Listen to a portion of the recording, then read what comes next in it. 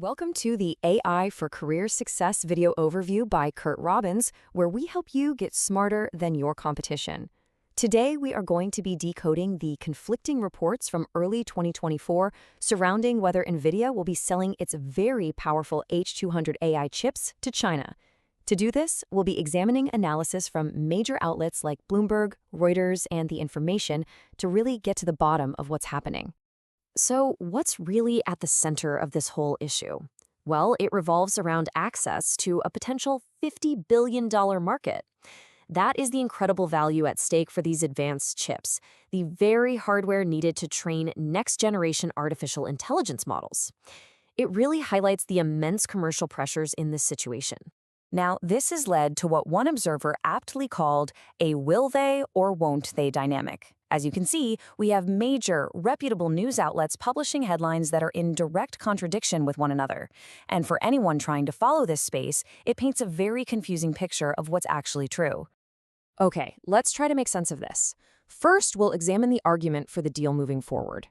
The evidence here really points to some powerful business interests, and, maybe more importantly, a significant shift in policy that seems to be clearing the path. So according to reporting from Bloomberg, Beijing is preparing to approve at least some commercial imports of these chips. And that makes a lot of sense when you hear that major Chinese tech companies like Alibaba and ByteDance are reportedly interested in ordering hundreds of thousands of units. That's a clear signal of massive pent-up demand. And this isn't just coming from anonymous sources. Nvidia's own CEO, Jensen Huang, stated this publicly at CES in early 2024.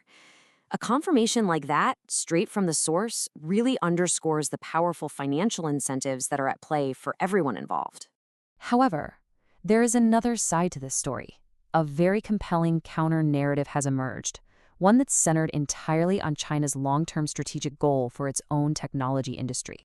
An exclusive report from The Information brought a different perspective to light, claiming that Beijing has actually directed its domestic companies to halt new orders. This appears to be a very deliberate strategic move to strengthen its own semiconductor industry and accelerate that push toward technological self-reliance. This quote from Wayne Ma at The Information really captures the core tension perfectly. On one hand, China has an immediate need for this advanced hardware to stay competitive, but on the other hand, it has a long-term strategic ambition to develop its own domestic top-tier technology.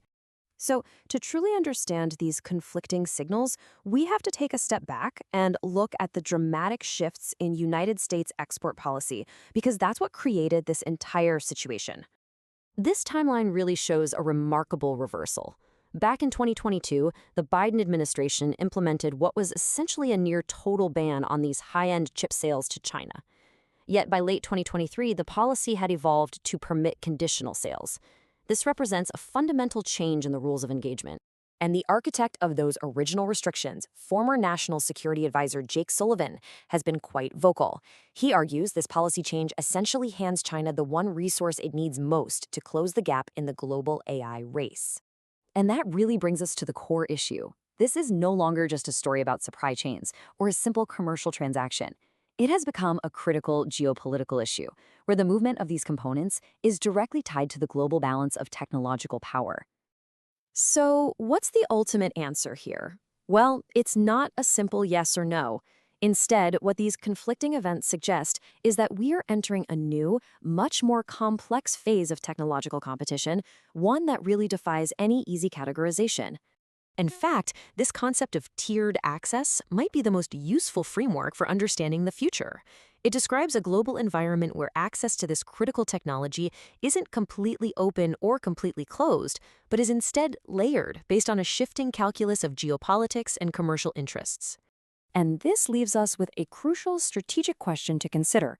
Is the future of the global AI race going to be defined by these kinds of strategic compromises and managed access, rather than an all-out zero-sum competition for technological supremacy?